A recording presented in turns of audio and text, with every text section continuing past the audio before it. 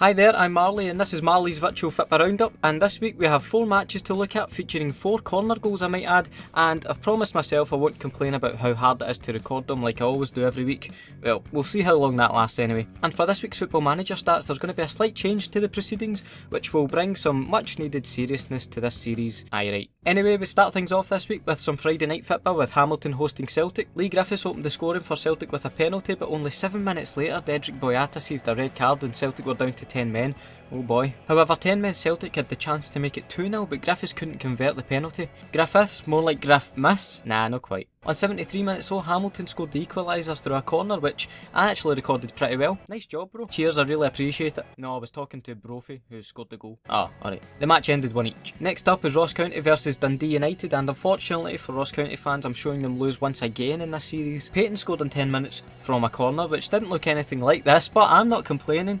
Proof it was Peyton who actually scored right there for you. Things got even better for Dundee United and worse for Ross County. Well, of course they did. In the second half, Mackay made it 2-0, and 5 minutes later it was 3-0 after Dow scored a header from a corner, which I couldn't actually record because this guy stole the corner goal just like last week. Oh aye, the whole not complaining thing. Good win for Dundee United anyway. Well.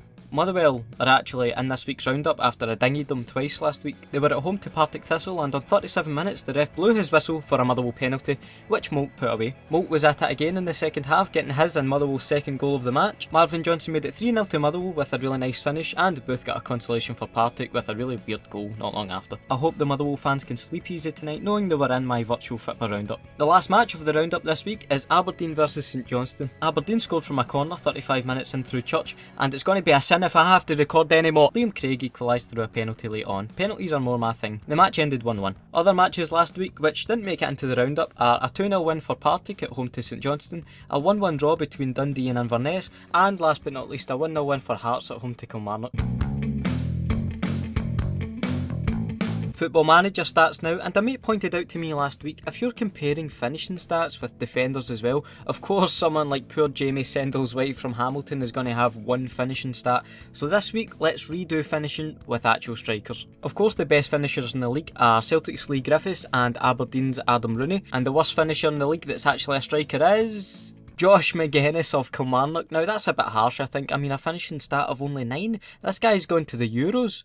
Oh well, sorry Josh. Let's go for defenders and tackling now, and the best are apparently Michael Lustig and Dedrick Boyata from Celtic. Your FM says that, not me. Aberdeen's Ash Taylor is also up there, as well as Kilmarnock's Mark Connolly. The worst tackler in the league is apparently Kieran Tierney of Celtic. What?